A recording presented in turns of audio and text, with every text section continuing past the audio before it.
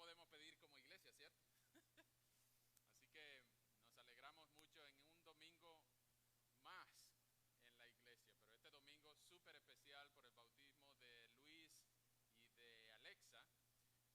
Rogamos que su profesión de fe sea una garantía de la promesa del Señor. Él prometió salvar a todos los que crean, y por eso nosotros afirmamos su profesión pública de fe y confiamos que cuando el Señor venga en gloria, tanto Luis como Alexa, como todos los que han puesto su fe y su confianza en Jesucristo para salvación, van a ser los que el Señor se va a llevar a vivir por toda la eternidad con Él. Así que el Señor le bendiga a Luis y Alexa, y aquí está su iglesia para amarles, servirles, enseñarles y disfrutar de las bendiciones que el Señor nos tiene a todos juntos. Bien, como muchos saben, ya tenemos varios domingos enseñando una serie referente a las características de una iglesia casi perfecta. Como decimos, no hay iglesia perfecta en el mundo, pero hay iglesias que son saludables, iglesias que son bonitas, iglesias que provoca ir, visitar y vivir, comprometerse con esas iglesias. A Dios gracias, nosotros no somos la única, y siempre tenemos oportunidad para ir mejorando nuestras características y cómo adecuarnos a la palabra de Dios, que es lo único que nos garantiza que estamos en la palabra de Dios. Así que estas características que hemos estado enseñando, ya hemos pasado por la predicación expositiva, ya hemos pasado por la conversión, por la membresía, por la disciplina y algunas características que tienen las iglesias saludables que les ayudan a entender que las características de una iglesia debe estar de acuerdo con el Nuevo Testamento. Así que la iglesia debe estar de acuerdo con las tradiciones de cualquier denominación o los sueños, las experiencias, las invenciones de cualquiera de nosotros, por muy bonita que sea. La iglesia del Señor se lleva por la palabra del Señor. ¿Okay? Y eso es justamente lo que vamos a ver hoy. Hoy vamos a ver qué debe creer la iglesia, cuál es el credo de la iglesia, cuál es la doctrina que debe creer la iglesia, cuál es la única fuente de información confiable que debe tener la iglesia. Vengan conmigo por favor al capítulo 3 del libro de Hechos, Hechos capítulo 3, lo vamos a leer completo, pero me voy a dedicar solamente a los versículos 11 al 26. ¿Okay? Hechos capítulo 3, versículos 11 al 26, pero vamos a leer el capítulo completo. Okay. Mientras lo buscan, algunos que no están acostumbrados a buscar en las Biblias, Hechos está en el Nuevo Testamento, el capítulo es el numerito grande y los versículos son los numeritos chiquitos. Hechos capítulo 3. Mientras usted lo busca, ustedes saben que yo soy de Venezuela. Y los venezolanos somos conocidos en el mundo por muchas cosas. Somos conocidos por tener mucho petróleo, aunque la administración no es tan agradable como quisiéramos, pero anyway. Las 7 Miss Universo que hemos tenido en años, o también porque los venezolanos supuestamente son muy educados y tienen mucho dinero, pero no todos son así. Pero una de las características también por los que conocen a los venezolanos es por las novelas. ¿A alguien le gustan las novelas aquí o lo que pasaban las novelas? Y también las novelas venezolanas peleaban por ser las mejores novelas contra las novelas mexicanas y las brasileñas y las colombianas. Todas esas novelas tenían un denominador en común, y es que normalmente la muchacha empezaba pobre, limpiando la casa, y de repente el dueño de la casa era un gran heredero, era el más bonito, era el protagonista, se enamoraba de la muchacha que limpia y al final la muchacha terminaba siendo la dueña de la casa y se quedaba con todo. Recuerdo siempre a una que llamaban María la del Barrio. No sé si ustedes se acuerdan de María la del Barrio, era con Thalía. Y María la del Barrio tenía una particularidad, que ella era bien pobrecita, porque era María la del Barrio. Y estaba mal vestida, unos trapos, y hablaba malísimo. esa era la novela favorita de mi abuelita. Y María la del Barrio. Pero en el llano, cuando se veía la televisión, había que montarse en el techo, o cuando se iba la señal, había que montarse en el techo a mover la antena. Yo no sé si ustedes movían antena o yo era el control remoto. Y yo tenía que ir a mover la antena. Pues sí, una vez cayó, no sé qué fue lo que pasó, un ventarrón, un viento fuerte, total que se cayó la antena. Y mi abuelita dejó a María la del Barrio siendo pobrecita, andrajosa y hablando mal, los dientes feísimos, las greñas despeinadas, porque no pudo verla más porque se cayó la antena. Pues hasta que llamaron a mi primo y alguien pudo levantar la antena, hicieron un trabajo y eso pasó meses. Total que cuando mi abuelita pudo volver a ver a María la del Barrio, ya María la del Barrio era la dueña de la casa y la heredera porque se había casado con el protagonista y ahora era la más bonita de la ciudad y tenía el pelo arreglado, los dientes bonitos y hablaba refinado. Y mi abuela decía, pero ¿cómo llegó esta muchacha a hacer esto? Y ustedes dirán, ¿por qué este pastor está contando esto? Porque algunas personas leen la Biblia así. Algunas personas leen el Génesis y dicen, ya yo me sé el inicio, entonces ahora voy a leer el Apocalipsis. Y no hallan la manera de cómo conectar una cosa con el otro. No sabiendo que la Biblia es un solo libro escrito desde el Génesis al Apocalipsis, contando una historia. El libro de Dios cuenta la historia de Dios, revela el plan de Dios para seguir la voluntad de Dios. Esa es la historia de Dios. Desde el Génesis hasta el Apocalipsis vemos una sola historia, un solo hilo de pensamiento. Que si usted no lee en orden, o al menos no tiene el sentido de cómo conectar los puntos, entonces no va a entender cómo María la del Barrio llegó a ser la heredera o la dueña de todo. Bueno, la Biblia no habla de María la del Barrio, la Biblia habla de Jesús nuestro Señor. Desde Génesis 3 fue prometido uno de las simientes de la mujer que iba a aplastar la cabeza de la serpiente. Y ustedes dirán, ¿cuál serpiente? La de Génesis 3, la de la caída. Sí, es verdad, pero ¿cómo sabemos quién es esa serpiente? Pues tenemos que llegar hasta Apocalipsis 20 para saber que la serpiente...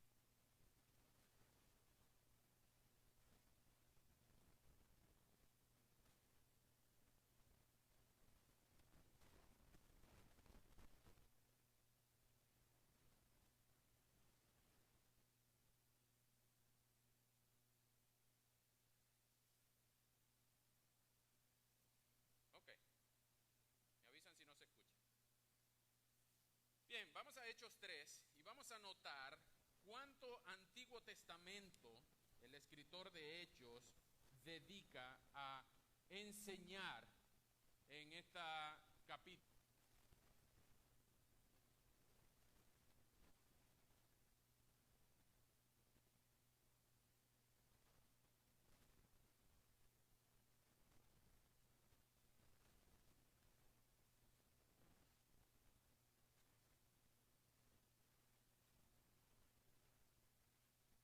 Ahora sí se escucha, Marlito. Gracias, Marlito. Ok, entonces les decía que cuánto Antiguo Testamento el autor de Hechos en el Nuevo Testamento dedica para enseñar a la iglesia que estaba recién naciendo en el libro de Hechos, el libro de la historia, el inicio de la iglesia. El autor de Hechos mete mucho Antiguo Testamento para que nosotros entendamos que la Biblia es todo un libro, toda una historia. Ustedes van a encontrar al menos 4 veces en el libro de Hechos que se recuenta la historia del Antiguo Testamento. Es muy famoso el primer sermón de Pedro en el capítulo 2. Es muy famoso, por ejemplo, el sermón de Esteban en su defensa antes de ser apedreado en el capítulo 6.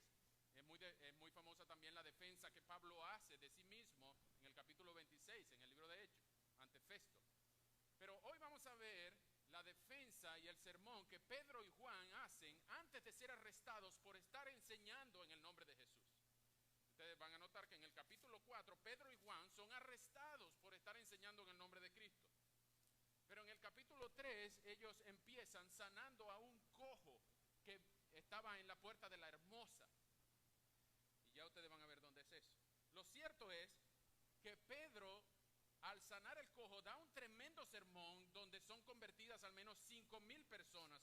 Lo van a notar en el capítulo 4, versículo 5. Al menos son los que oyeron su palabra, creyeron, y contados solamente los varones eran como 5,000. Y ustedes se pueden imaginar Pedro en el templo, lo que queda del templo de Salomón, sin micrófono, oyéndolo un montón de personas, y de ese montón de personas creyeron como 5,000. Wow. ¿Qué pasó ahí? Vamos a ver, vengan conmigo, vamos a leer Hechos 3. Vamos a tratar de conectar los puntos, ¿ok? Luego vamos a orar.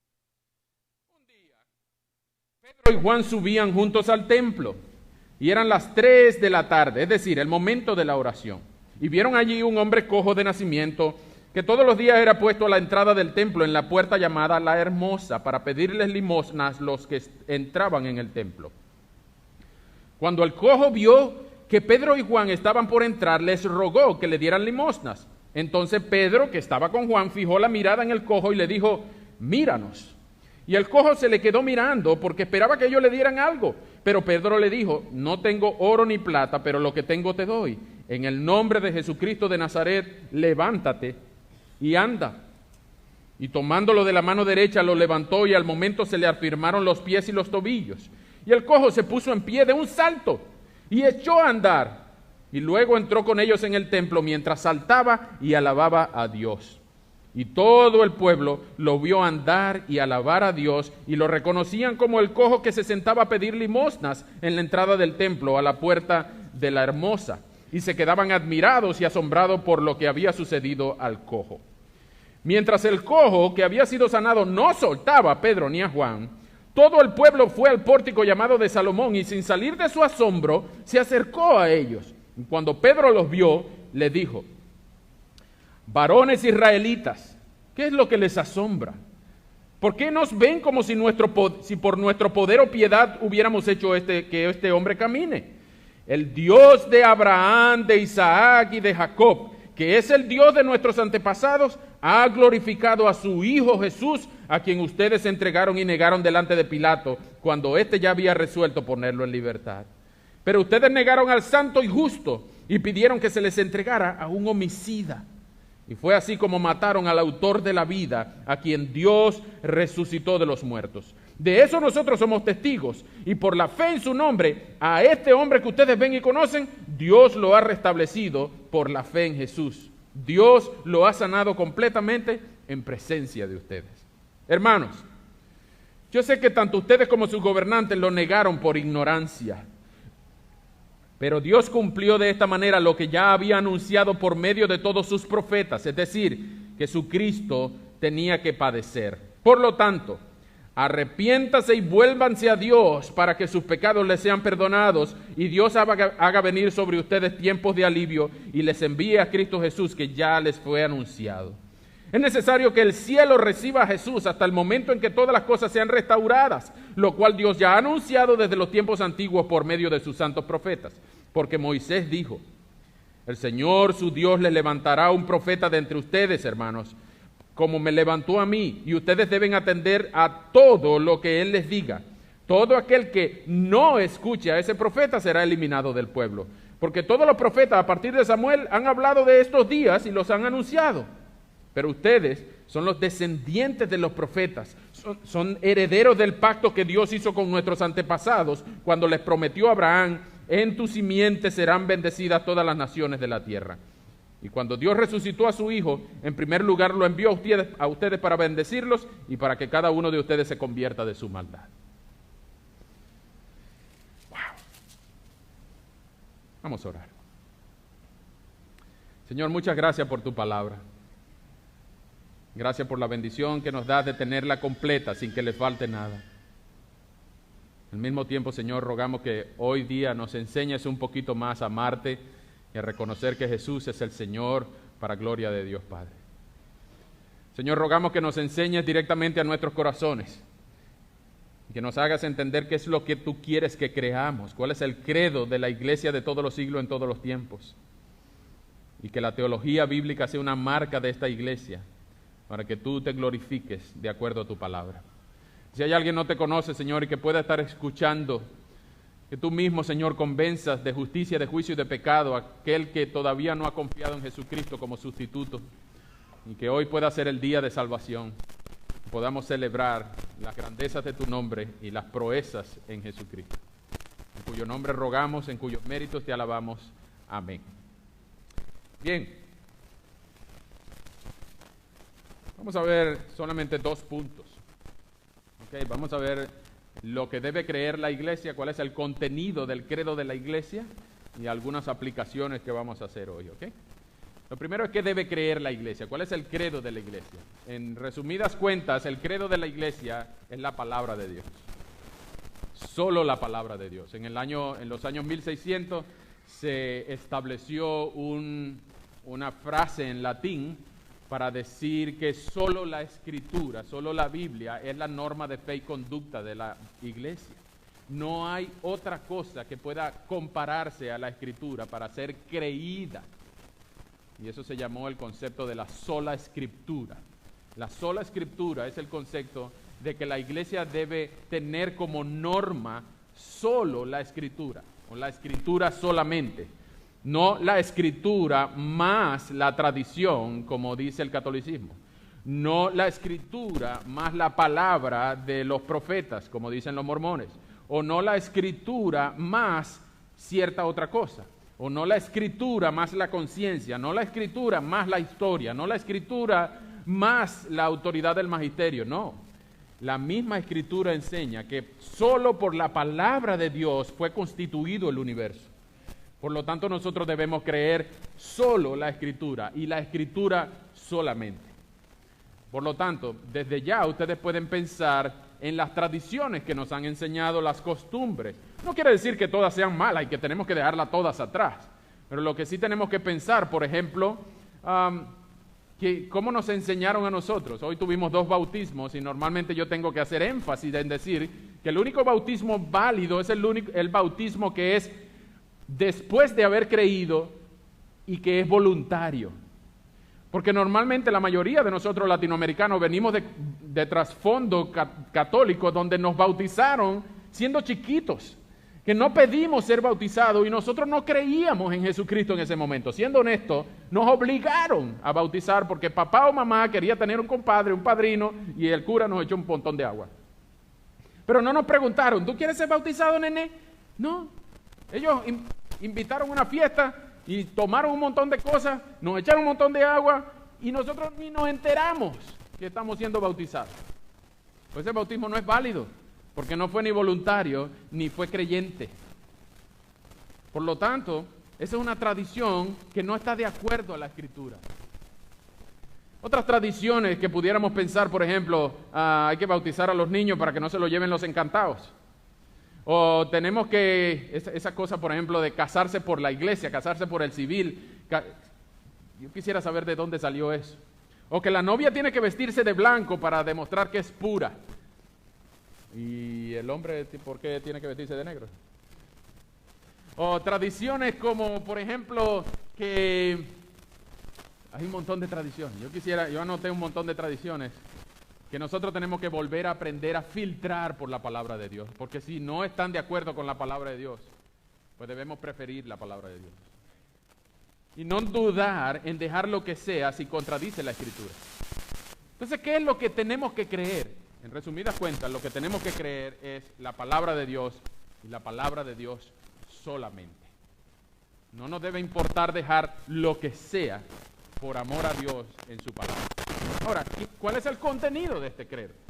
Bueno, ustedes podrán decir, bueno, pero es que la Escritura tiene 66 libros y tanta cosa que dice ahí que tenemos que hacerle caso a todo lo que dice el Antiguo Testamento. Tenemos que circuncidarnos, tenemos que darle 7 vueltas a las cosas que sean para nosotros donde pise la planta de tu pie, o tenemos que ser polígamos. No, al contrario. El Antiguo Testamento es solo confirmado en el Nuevo Testamento. Las cosas que son reafirmadas en el Nuevo Testamento es el credo de la iglesia, es lo que tenemos que hacer, es lo que tenemos que creer. No lo que fue revelado en el Antiguo que no fue confirmado en el Nuevo, no, eso es para el pueblo de Israel. Esa es la información histórica. La constitución de Israel no es la misma constitución de la iglesia. El pueblo de Dios en el Antiguo Testamento ciertamente era Israel. pero en el Nuevo Testamento es la iglesia de Dios, el pueblo de Israel, el pueblo de Dios, perdón. Entonces tenemos que creer la palabra de Dios entera, pero saber cómo interpretar la Biblia. Eso no quiere decir que usted tiene que aprenderse desde Génesis hasta Apocalipsis para saber cómo María la del barrio pasó de ser pobre a rica, o cómo pasó de ser una muchacha andrajosa a ser la heredera del esposo que era dueño de todo. Usted tiene que entender a que la Biblia es una historia contada y a empezar a conectar los puntos para saber cómo es la historia de la redención. Eso no quiere decir que usted tiene que aprenderse todo de memoria, pero sí tiene que aprender al menos que la Biblia tiene 4 grandes movimientos. Y los que están tomando nota pueden anotar los 4 grandes movimientos de la historia de la redención. Lo primero es la creación, Génesis 1 y 2. Dios creó todo lo que existe, todo el ejército de los cielos. Todo lo que usted puede ver y lo que usted no puede ver, también lo creó Dios solamente con el poder de su palabra. El primer movimiento de la Escritura es la creación. Dios lo creó perfecto, pero el hombre se rebeló en Génesis 3. El segundo movimiento es la caída, creación, luego caída. El hombre decidió desobedecer a Dios. El hombre decidió tomar del fruto prohibido. El hombre decidió, junto con la mujer, rebelarse contra Dios y decidir qué era lo que es bueno, qué era lo que era malo, en contra de lo que Dios le había dicho. Entonces tenemos la creación y luego la caída. Pero desde ese momento de la caída es el movimiento más largo de toda la Escritura. Desde Génesis 4 ustedes ven a Caín y Abel siendo víctimas o a consecuencia de la caída de Adán y Eva. Desde Caín y Abel, los primeros hijos de Adán y Eva, los primeritos, para que no quede de duda, toda la humanidad ha sido manchada por el pecado. Y de eso hay miles y miles de pasajes en la Escritura para demostrar lo malo que el hombre es y lo malo y malísimo que puede llegar a ser. Y este es el movimiento de la redención. Dios, desde Génesis 4, está revelando progresivamente que Él va a mandar a uno de la simiente de la mujer que va a aplastar la cabeza de la serpiente. Y desde que se empezó la redención, entonces Jesús era prometido por los profetas, por los reyes, era tipificado, era simbolizado, era apuntado al futuro. Por ejemplo, una virgen concebirá y dará a luz en Isaías. O por ejemplo, ¿qué iba a saber Jonás? Que al estar 3 días en el vientre de la ballena, él estaba simbolizando que Jesús iba a estar 3 días, 3 noches en el vientre de la tierra. ¿O qué iba a saber Moisés en Números 21 cuando él levantaba una serpiente que estaba haciendo una simbología de lo que Cristo iba a pasar al ser crucificado para que todo aquel que en él crea no sea salvo del veneno de la serpiente, sino que pueda ser salvo solo por poner su confianza en el que fue levantado en una cruz? Entonces esos 3 movimientos son los movimientos más grandes de la Biblia. Primero la creación, luego la caída, después la redención y por último en el libro de Apocalipsis ustedes ven la restauración. Es creación, caída, redención y restauración.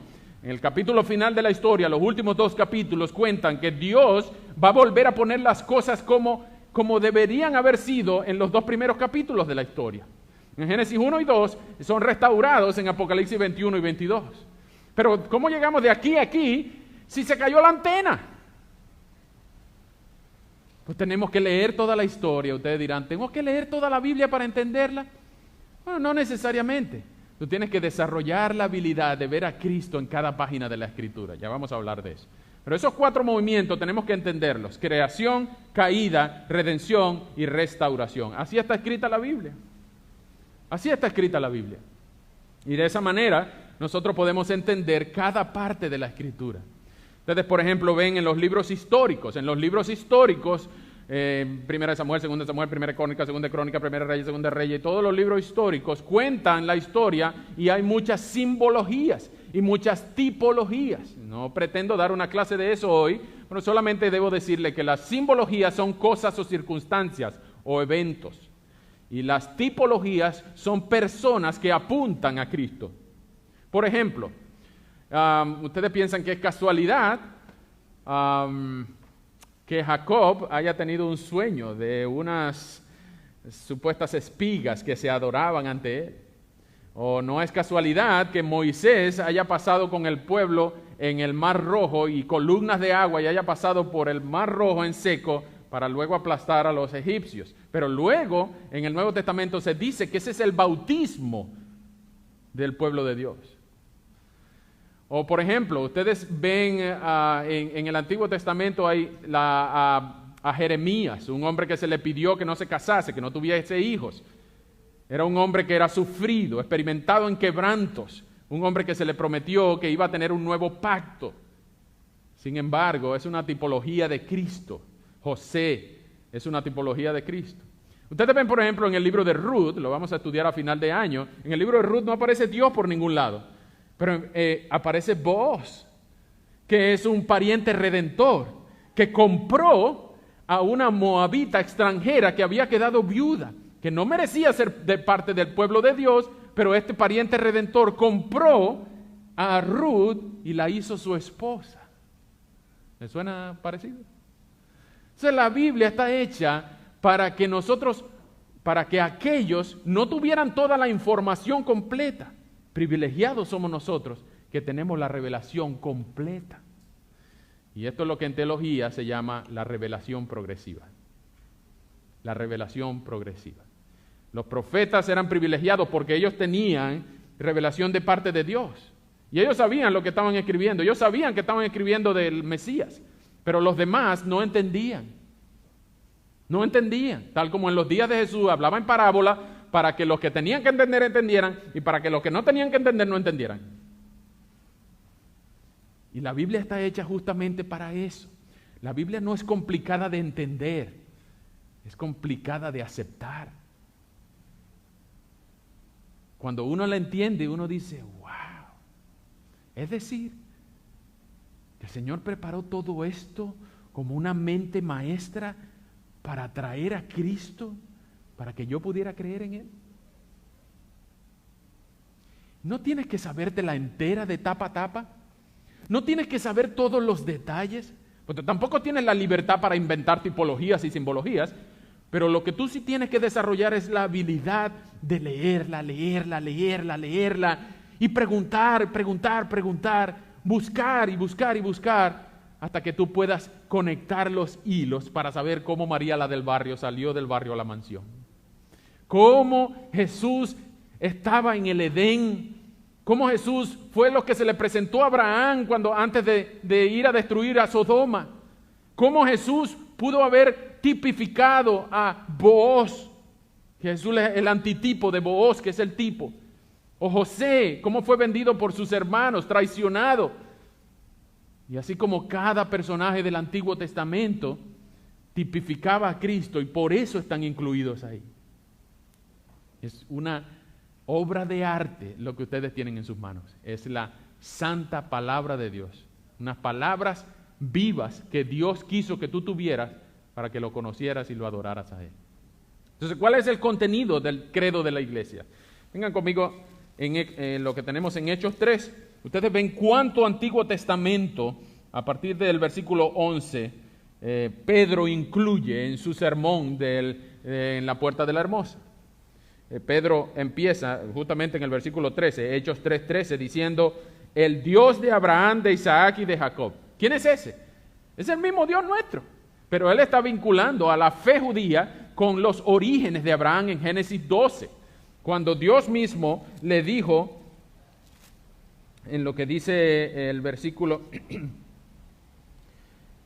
25, Dios le prometió a Abraham, en Hechos 3:25, se cita lo que Dios le prometió a Abraham en Génesis 12. En tu simiente serán benditas todas las naciones de la tierra. Entonces Pedro dice, esto no es un invento de nosotros, esta fe no es un invento de nosotros. El Dios de Abraham, de Isaac y de Jacob, que es el Dios de nuestros antepasados, ha glorificado a su Hijo Jesús. Noten cómo en una sola frase Pedro hace conexión entre el Antiguo Testamento y en el Nuevo Testamento. Es decir, todo el que crea en el Dios de Abraham, de Isaac y de Jacob, tiene que creer que Jesús es el Hijo de este Dios. Y esta combinación justamente es lo que nos lleva a entender que para los judíos no hay Antiguo Testamento. Para ellos el Antiguo Testamento no es antiguo, está vigente todavía. porque ellos no creen en el Nuevo Testamento, porque no creen en Jesús. Pero para nosotros, si el nuevo pacto en Jesús hace que el antiguo sea antiguo, el anterior sea antiguo, porque la relación que podemos tener con Jesús ahora es nueva, es de tú a tú, es de persona. Jesús murió por nosotros, no tenían que sacrificar a los corderos o a los bueyes, a los palominos, ya no tenían que derramar sangre de animales como en Levítico. Ahora tenemos que confiar en que Jesús, su sangre, fue derramada en sustitución de nosotros. Y por eso el credo de la iglesia incluye el Antiguo Testamento ratificado en el Nuevo, pero también incluye la historia de Cristo. ¿Cómo sabemos que el credo de la iglesia incluye la historia de Cristo? Porque Pedro lo dice en este mismo pasaje. Vengan conmigo, por favor, en el versículo 13, Hechos 3:13. Dice que el Dios de nuestros antepasados ha glorificado a su Hijo Jesús. Vean la historia de Cristo. A quien ustedes entregaron delante y negaron delante de Pilato, cuando éste ya había resuelto ponerlo en libertad. Pero ustedes negaron al santo y justo. ¿Quién es el santo y justo? Jesús. Ustedes negaron al santo y justo y pidieron que les entregara un homicida. ¿Quién es ese? Barrabás. Barrabás. Cuando la gente estaba prefiriendo a Barrabás, estaban negando al santo y justo. No solamente eso, sino que vean esta frase del versículo 15. Fue así como ustedes mataron al autor de la vida. Wow. Ustedes mataron al que da la vida. ¿Habrá pecado mayor en el mundo que matar al que da la vida? Wow. Y no solamente eso. Dios lo resucitó de los muertos. No hay historia de Cristo completa sin hablar de la resurrección. En el versículo 15, y predicando el Evangelio, diciéndole a ellos mismos justamente, por la fe en su nombre, a este hombre que ustedes ven y conocen, Dios lo ha restablecido. Por la fe en Jesús, Dios lo ha sanado completamente en presencia de ustedes. Y no solamente sanidad del cuerpo, sino que cuando Jesús sanaba a una persona, podía darle salvación y perdonarle sus pecados. Y eso es justamente lo que Pedro le dice a estos hombres, varones galileos. Él les dice justamente lo que tienen que hacer ahora. El credo de la iglesia incluye la predicación del Evangelio. Él dice, ustedes tienen que arrepentirse y convertirse, en el versículo 19. No solamente la iglesia es la portadora de la historia de la redención, sino que es la responsable del mensaje del Evangelio. No hay otra institución, organización en el planeta que sea responsable por portar, proteger y proclamar el Evangelio de Jesucristo. Los mormones no van a hacer eso, el Rotary Club no va a hacer eso, el Club de Leones no va a hacer eso. Solo la iglesia de Jesucristo es responsable por portar, proteger y proclamar el Evangelio de Jesucristo. Y eso incluye, en el versículo 19, decirle a la gente cariñosamente, firmemente, valientemente, responsablemente, arrepiéntanse y vuélvanse a Dios para que sus pecados les sean perdonados. ¿Tú te has arrepentido de tus pecados? Tú te has convertido y has dejado de ser un enemigo de Dios, ahora eres un hijo de Dios. La semana pasada vimos que eso solamente se puede hacer por el poder del Espíritu de Dios que nos hace nacer de nuevo. Yo no pedí nacer la primera vez, pues la segunda vez tampoco pedí nacer, solamente puedo reaccionar con la fe que Dios me dio para clamar por salvación a Jesucristo. Arrepiéntanse, versículo 19, Hechos 3:19, y vuélvanse a Dios para que sus pecados les sean perdonados y Dios haga venir sobre ustedes tiempos de alivio y les envíe a Cristo Jesús, el cual ya fue anunciado. Algún día Cristo va a volver y va a buscar a todos aquellos que se han arrepentido y han dejado de ser enemigos de Dios para ser hijos de Dios. ¿Eres tú uno de los hijos de Dios?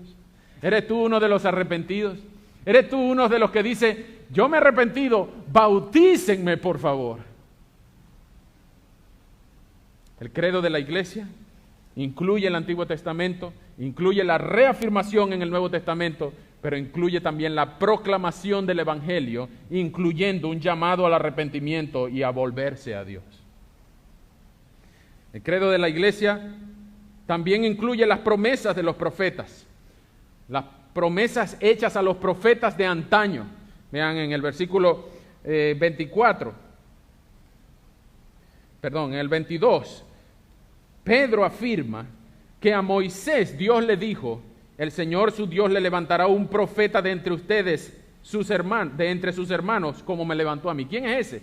El Mesías esperado. Ese es Deuteronomio 18:14. Ustedes levantarán también un profeta, pero deben atender a todo lo que Él les diga. ¿Se acuerdan de aquel pasaje en el Monte Hermón, en la transfiguración de Jesús, donde el Padre en el cielo le dice a Pedro, Juan y a Jacobo, este es mi Hijo amado, en el cual tengo contentamiento, a Él oíd, a Él obedeced, háganle caso a Él. ¿Por qué? Porque Él es el profeta en Deuteronomio 18:14, que Dios le prometió a Moisés que siempre había un profeta en el pueblo de Dios. Tienen que hacerle caso. ¿Por qué? Porque si no le hacen caso, en el versículo 23 dice que todo el que no escucha a ese profeta será eliminado del pueblo. Solo hay salvación en Jesucristo. Solo hay salvación en Jesucristo. El que le haga caso a Jesucristo, pues tendrá salvación. Y el que no le haga caso a Jesucristo, sino que lo ignore y prefiera a Barrabás, entonces será condenado, será eliminado. Y eso incluye a los santos profetas. Versículo 24, todos los profetas a partir del Samuel habían hablado en estos días y yo les he anunciado. Ustedes son descendientes de los profetas. ¿Cómo que no le hacen caso a los profetas? Si ustedes son descendientes de los profetas, le dice Pedro a los varones galileos, a los varones israelitas, son herederos del pacto, versículo 25. Ustedes son herederos del pacto que Dios hizo con nuestros antepasados cuando le prometió a Abraham que en sus simientes serían benditas todas las naciones de la tierra. Y no solamente eso, sino que cuando Dios resucitó a su Hijo, versículo 26, en primer lugar lo envió a ustedes para bendecirlo y para que ustedes se aparten, se conviertan de su maldad. Pero Juan 1, 11, 12 y 13 dice que a los suyos vino, pero los suyos no le recibieron. ¿Y entonces qué pasó? ¿Se dañó el proyecto de Dios? No, sino que a todos los que le recibieron, a todos los que creen en su nombre, les dio la potestad de ser hechos hijos de Dios, los cuales no nacen de voluntad de carne ni de voluntad de varón, sino de Dios. Wow. La teología bíblica es precisa, es progresiva, es completa, no falta nada.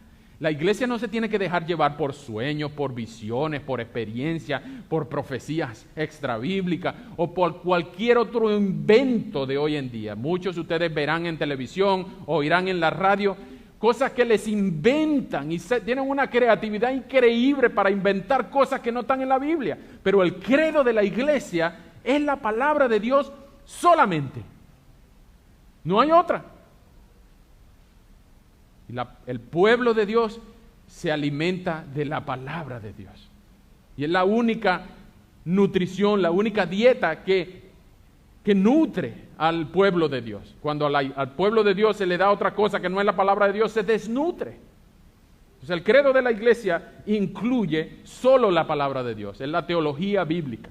Y la teología bíblica quiere decir que nosotros tenemos la revelación progresiva, es otra manera de decir que toda la escritura tiene el diseño de ser progresiva.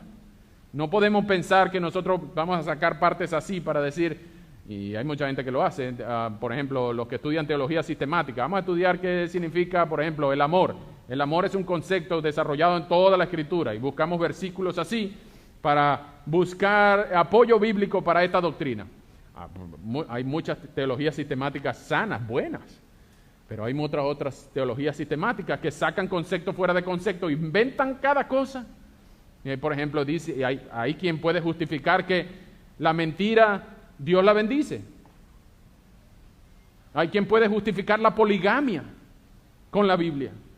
Hay quien puede justificar cada barbaridad sacando textos fuera de contexto, porque no leen o no tienen idea de cómo va la revelación progresiva desde la creación, la caída, la redención y la restauración. Entonces, es muy importante que entendamos que la Biblia, la Escritura, está hecha de una manera progresiva.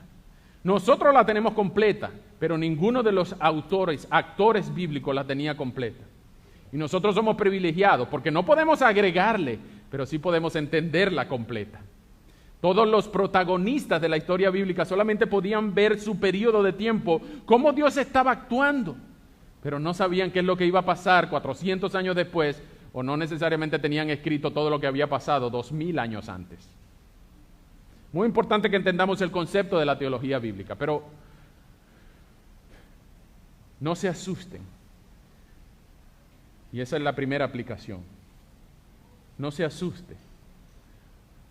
Nunca lo sabremos todo.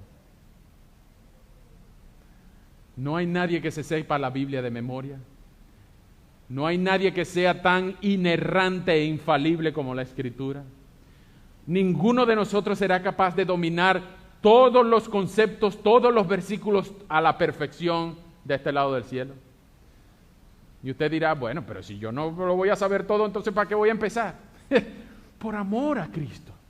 Cristo es la joya de la Escritura. Cristo es la perla de gran precio. Cristo es el tesoro escondido. Cristo es el centro de toda la Escritura. Cristo es el santo y justo. Es el tema de cada libro. Es el tema de cada página de la Escritura. Hay Jesucristo en cada pasaje de la Biblia. Ustedes pudieran darle varios ejemplos. Pero por ejemplo, ustedes pueden leer el Salmo 105 y el Salmo 106, que son un poco largos. Pero es el final del cuarto libro de los Salmos. El libro de los Salmos está escrito, no es un solo libro, son 5 libros compilados.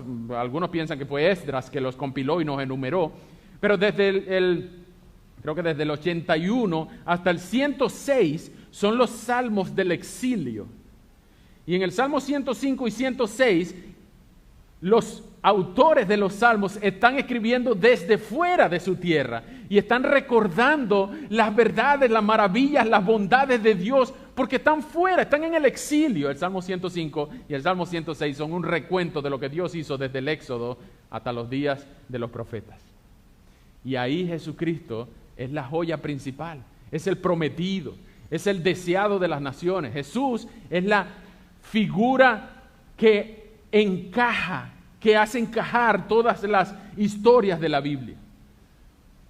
Y hay muchas historias en la Biblia donde es difícil, debo reconocerlo, es difícil encontrar a Cristo, pero están ahí por una razón. Y eso se llama el cumplimiento cristológico. Nosotros tenemos que aprender a estudiar la Biblia con Cristo como centro, con Cristo como norma, con Cristo como el cumplimiento final de todas las promesas y todas las profecías. Así que si usted tiene duda en algún momento, y seguro las tendremos, nosotros tenemos que aprender a interpretar a Jesucristo con los lentes de la cristología. Tenemos que aprender a ver a Cristo en cada página de la Biblia, en cada página de la Escritura. Si estaba en Génesis, estaba en Éxodo, estaba en Levítico, estaba en Números, estaba en Deuteronomio. Jesús está en cada página de la Biblia. Y no es casualidad, fue diseñado así para que podamos entender cómo pasamos de Génesis y llegamos al Apocalipsis. La teología bíblica es progresiva, es precisa, es completa, incluye el Antiguo Testamento y se basa mayormente en la ratificación de las promesas del Antiguo en el Nuevo. Lo primero, no te asustes por no saberlo todo, pero disciplínate, fuérzate, anímate a estudiar todos los días un poquito más, a leer un poquito más, a preguntar un poquito más, a indagar a alguien que sepa más que tú, no necesariamente en Google, porque en Google hay muchas cosas buenas, pero también hay un montón de cosas malas. Pregunta y fastidia preguntando. Hey, ¿cómo es esto? ¿Por qué esto? ¿Por qué aquí? ¿De dónde salió este? ¿Qué es esto? Pero acostúmbrate a leer por ti mismo, para que puedas entender cómo pasó la María la del barrio a ser María la de la mansión. Y toda esa historia, y esa es la tercera aplicación, toda esa historia le da gloria a Dios. No existe ni una letra de la Escritura que no fuese diseñada para darle gloria a Dios y bendición al pueblo. Gloria a Dios y bendición al pueblo. Si tú encuentras alguna página de la Escritura, alguna oración, alguna cláusula, algún poema, dependiendo del género del libro que estás leyendo, que no le da la gloria a Dios, pues eso es precisamente lo que no hay que hacer para darle gloria a Dios. Eso es una psicología inversa. Ustedes van a encontrar pasajes en la Biblia que no son protagonistas, sino que son antagonistas. Por ejemplo, ustedes van a encontrar la traición de Judas, va a encontrar la rebelión de las tribus, va a encontrar el pecado de algunos reyes, va a encontrar la desobediencia de algunos de los jueces, va a encontrar un montón de conductas malas. Y ustedes dirán, pero un montón de protagonistas malos en la Biblia. Y justamente para que entendamos que nosotros podemos identificarnos con ellos. Y justamente para que nosotros sepamos lo que no hay que hacer, porque el diseño de Dios era así y ellos hicieron lo contrario. Pero eso es para darle gloria a Dios y para bendecir al pueblo. No seas como Sansón, por ejemplo. Aunque Sansón al final fue un héroe, toda su vida mujeriego, desobediente y rebelde contra Dios, siendo un juez de Israel. Entonces, noten que el credo de la iglesia incluye el Antiguo Testamento ratificado en el Nuevo, las tipologías y las simbologías, pero la clave de interpretación por excelencia es Jesucristo. No te asustes si no lo sabes todo, pero disciplínate a buscar, a leer, a preguntar, a indagar, a escudriñar la palabra de Dios, porque en ella es la única donde está la vida eterna. Y por último, tenemos ante nosotros la celebración de la Cena del Señor. Pero solo pueden participar en la Cena del Señor aquellos que le han hecho caso a Pedro al decir en el versículo 19, arrepiéntanse y vuélvanse a Dios para que les sean perdonados sus pecados y Dios les haga venir sobre ustedes tiempo de alivio y le envíe a Cristo Jesús. El Evangelio es el mensaje central de toda la Escritura. El amor que Dios nos tuvo al enviar a Jesucristo, al morir en la cruz y a resucitar de la tumba fría, para que nosotros poniendo nuestra fe en Él podamos tener la esperanza de la vida eterna y la bendición de la santidad en esta vida. El credo de la iglesia es el mensaje del Evangelio. Solo los que se han arrepentido de sus pecados y se han vuelto a Dios pueden participar en la Cena del Señor. ¿Tú te has arrepentido de tus pecados? ¿Tú has vuelto a Dios? Les aconsejo lean el capítulo 6 del libro de Hechos y vean el resumen que Esteban, antes de ser apedreado, hace del Antiguo Testamento. Es una joya de la apologética, de la defensa de la fe. Pero mientras ustedes pueden dominar todos los grandes temas de la Biblia, lee poco a poco. Lee poco a poco y piensa cómo este pasaje que estés leyendo le da gloria a Dios y si tiene alguna interpretación, alguna manera de entenderlo según Cristo. ¿Dónde está Cristo en este libro? Poco a poco, no te asustes. Y esto es un trabajo de años. Y usted podrá preguntar, o sea que para poder entender la Biblia hay que empezar por el Génesis. Bueno, no necesariamente, pero tienes que entender cómo está hecha, ¿ok? Tienes que entender cómo está escrita. María la del barrio no empezó siendo María la de la mansión, pero ella tuvo una historia antes. Y para que la podamos entender, no solamente tenemos que arreglar la antena, sino que tenemos que entender cómo es la trama de toda la Biblia. Y Pedro nos está diciendo, ustedes son pecadores, para que ustedes sean sus pecados les sean perdonados, tienen que arrepentirse. Pero si empezamos a leer desde aquí, desde Hechos 3, no vamos a entender qué es lo que es pecado y por qué yo soy pecador. Porque hay que leer entonces Génesis 3. Y hay que entender de dónde salió esa palabra pecado y por qué ofende a Dios.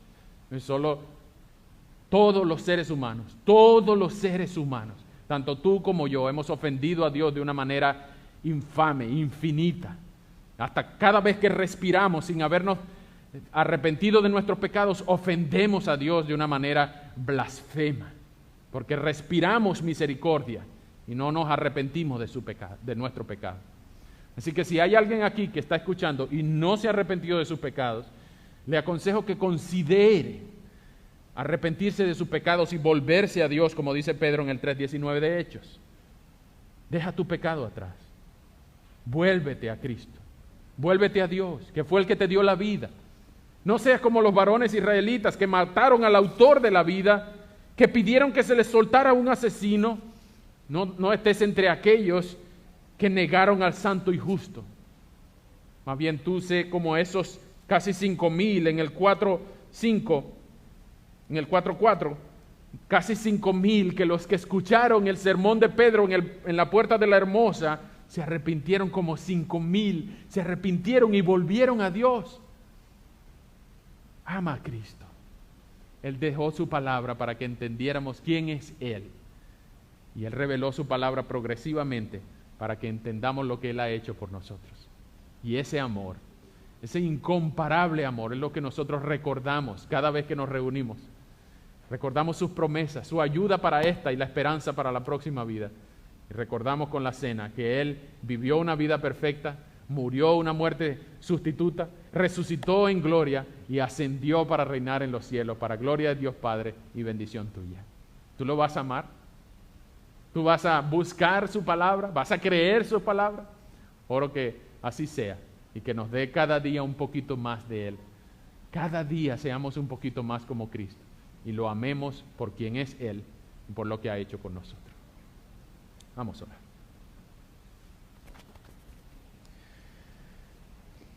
Señor, muchas gracias por tu palabra. Gracias por la bendición que nos das de reconocer que solo en tu palabra hay vida eterna. Y hemos visto, Señor, cómo desde el Génesis hasta el Apocalipsis tú has mantenido tu palabra. Tú has mantenido tu promesa de darle a Abraham una descendencia incontable. Y no solamente en el pueblo de Israel, sino en el pueblo de Dios, la iglesia tú has cumplido y estás cumpliendo aún esa promesa que le hiciste a Abraham, tu amigo. Y nosotros estamos incluidos en esa promesa solo por los méritos y las conquistas de Cristo en la cruz.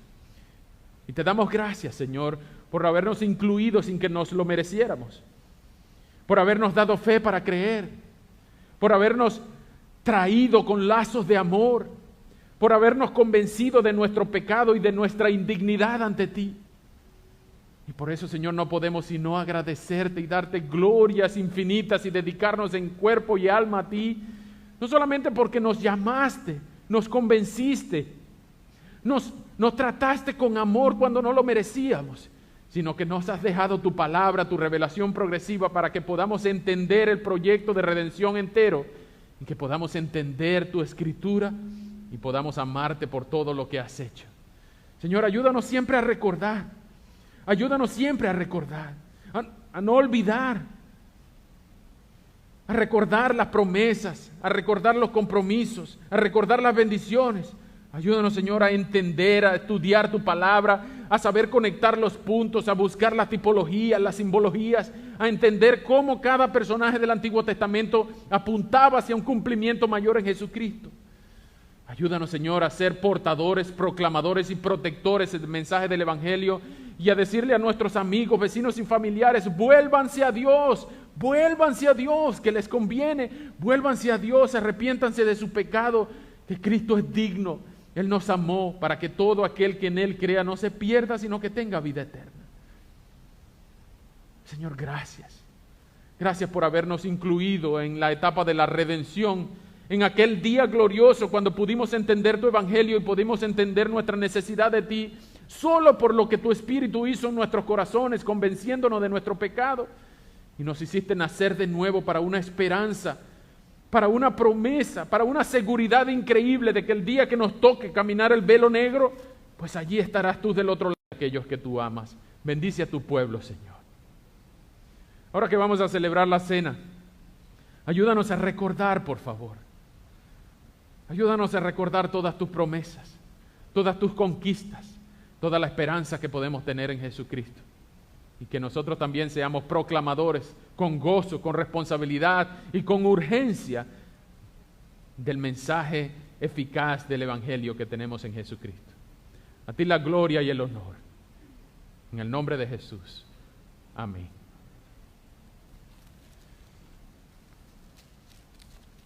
Vamos a cantar una canción que nos ayuda a recordar.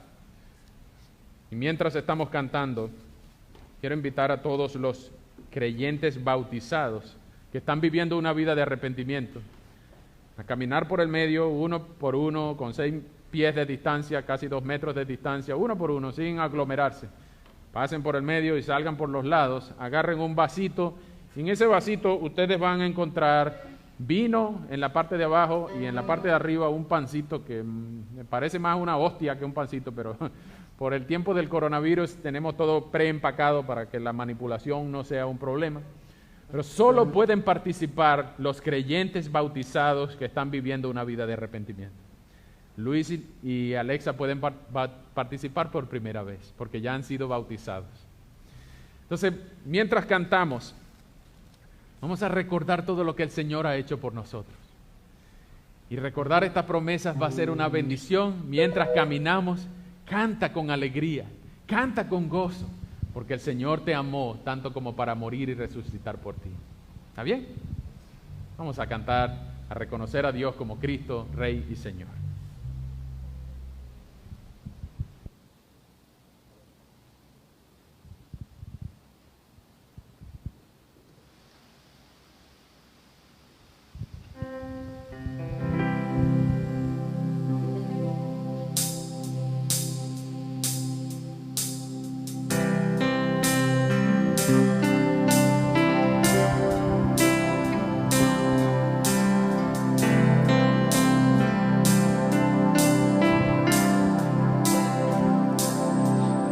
Oscuridad estaba toda la humanidad, hasta que desde los cielos nos viniste a rescatar. A través de una virgen elegiste tu nacer, y del trono descendiste a un pesebre siendo rey.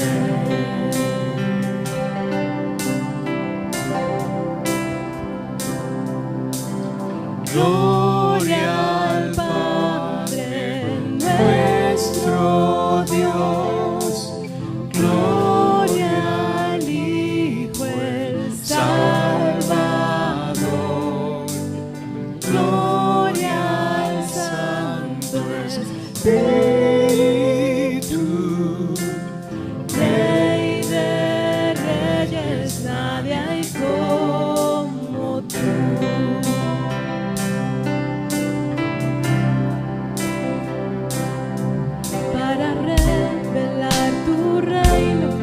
Alcanzar al pecador, a la cruz no te negaste para darnos salvación.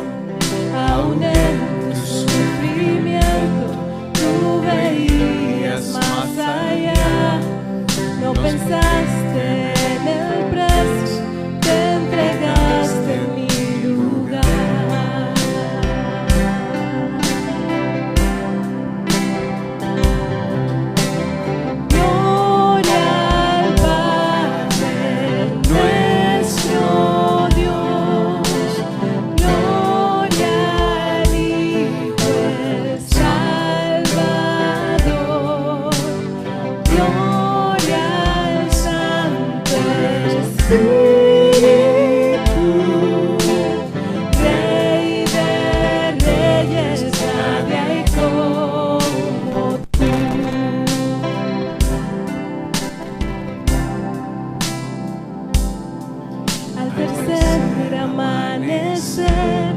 Todo el cielo resonó, pues la muerte para siempre el Cordero conquistó, y la tumba se abrió y vacía ahora está. Todas las generaciones esperanza encontrarán, y la iglesia comenzó, por su espíritu nació. Buenas nuevas por los siglos, para toda la creación. Por su sangre, por su nombre, libres somos por la fe. Jesucristo ha vencido, nos resucitó con él.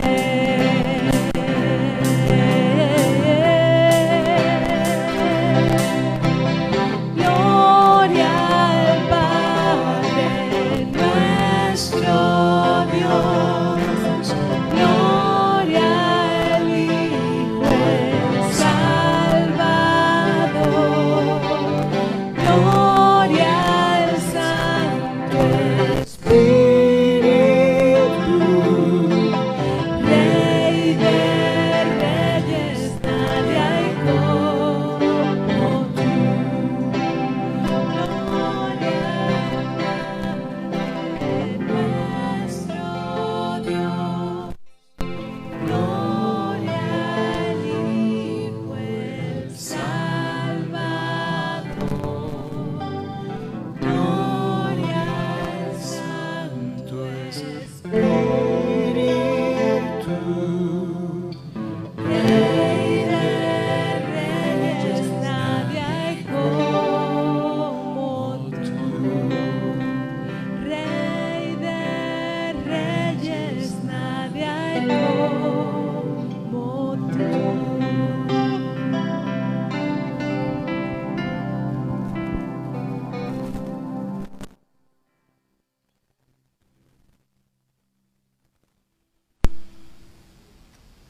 Vengan conmigo, por favor, a 1 Corintios, capítulo 11.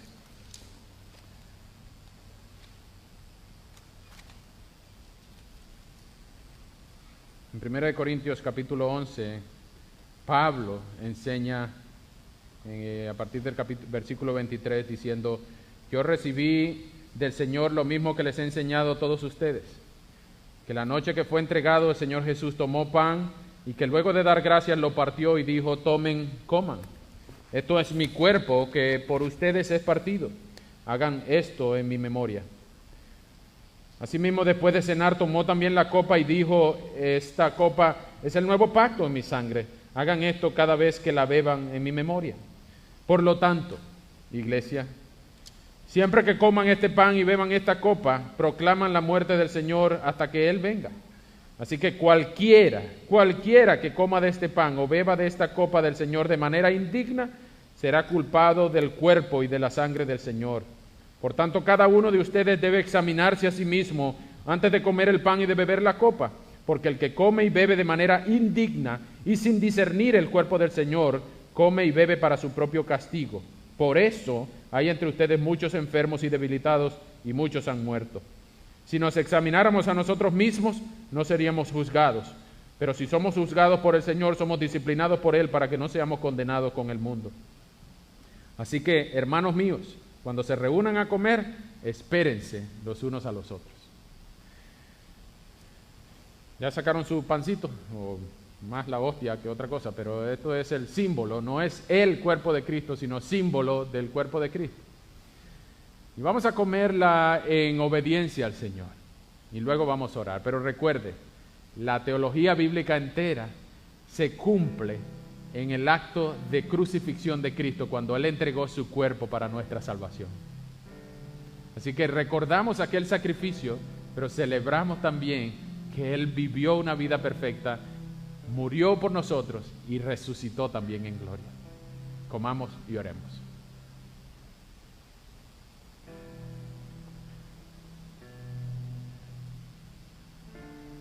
Señor, muchas gracias por enviar a Jesucristo en nuestro lugar a pagar la deuda que nosotros teníamos imposible de pagar. Pero gracias también, Señor, porque podemos tener toda la revelación completa para poder entender el sacrificio de Jesucristo y poder entender que nosotros no nos merecíamos la salvación, pero el sacrificio sustitutivo de este Cordero inmolado fue quien nos dio la verdadera libertad y derramó de su gracia y su misericordia para que nosotros podamos ser llamados hijos de Dios. Señor, hoy celebramos con alegría, con satisfacción, con bendición. Celebramos que Jesucristo murió en la cruz y conmemoramos su muerte y su resurrección. Recordamos tus promesas y recordamos también tus conquistas, tus logros en la cruz. Gracias, Señor. Gracias por traernos a ti. Gracias por entregarte por nosotros, porque era la única manera de que podíamos ser salvos. Muchísimas gracias, Señor. En el nombre de Jesús. Amén. Amén. Y asimismo tomó también la copa el Señor en aquella última cena. Qué difícil es abrir esta cosa, ¿verdad?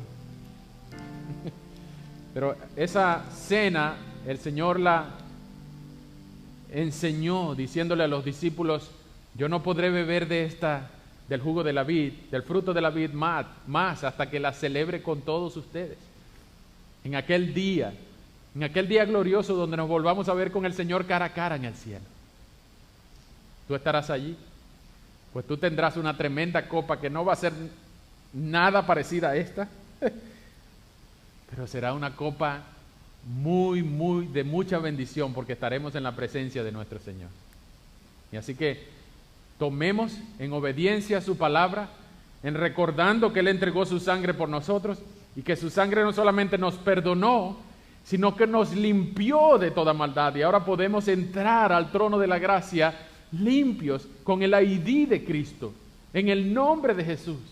Podemos hablar con Dios como nuestro papá, porque Él nos ve no como si nosotros fuéramos unos pecadores sin Cristo, sino que nos ve como si fuéramos su propio hijo. Esa es la sustitución del Evangelio. Y tú puedes hablar con Dios limpio, cara a cara, hablar con Él por lo que Cristo hizo por ti. Así que esta sangre simboliza eso, el nuevo pacto en la sangre de Jesús, que podemos tener una relación con Dios y somos incluidos en su pueblo. En obediencia a su palabra, en reconocimiento de su muerte y su resurrección, tomemos.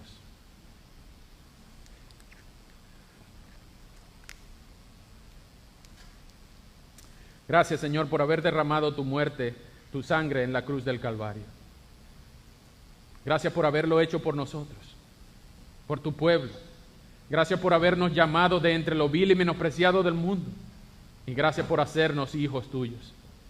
Y es a ti, Señor, que queremos dar gloria y gracia por el resto de nuestras vidas. Por haber muerto en la cruz por nosotros, por haber pagado la deuda que teníamos contra ti, con creces. Y la sangre derramada de nuestro Señor pagó con creces todos los pecados de su pueblo. Y ahora tú nos salvas. Tú nos prometes vida eterna. Y conmemoramos la muerte de nuestro Señor por nosotros. Y también recordamos que tú prometiste que ibas a volver. Que tú prometiste antes de irte, Señor, que volverías por tu pueblo. Y nosotros te rogamos, ven pronto, Señor. Vuelve por nosotros, vuelve por tu pueblo. Clamamos, Señor, que vengas a rescatarnos, que vuelvas a poner las cosas como debieron haber estado desde siempre. Ven pronto, Señor, te lo rogamos. Mientras tanto, Señor, danos valentía, gozo y responsabilidad para anunciar tu palabra a todo aquel que no te conoce, para anunciarle las virtudes de aquel que nos llamó de las tinieblas a la luz admirable. Y gracias, Señor, por incluirnos en tu proyecto eterno. Celebramos, conmemoramos y agradecemos todo el proyecto de redención en el cual nos hiciste parte sin nosotros merecerlo. A ti la gloria y el honor. Muchísimas gracias. Amén. Amén.